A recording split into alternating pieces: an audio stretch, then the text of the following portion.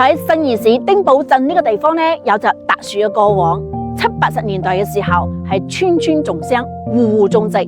但係呢，種植戶呢卻未能走向富裕。而我呢，又係一個土生土長嘅農家孩子，兒童貧苦，只有過年年底殺豬呢，先會有肉食。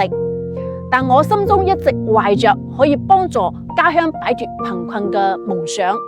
返鄉創業不易，城市套路深，村裏路更滑。雖然呢，我仲在努力途中，尚未完全成功，但係我努力嘅腳步從來都未停止過。2020年，我毅然返鄉創業。到咗2022年，我建廠去收購村民種植嘅大頭菜，從嚴格嘅品控，再到新品開發，再到拓寬銷售渠道，每一步都充滿着挑戰。22年到24年，我哋聯合當地發動村民種植優質大頭菜品種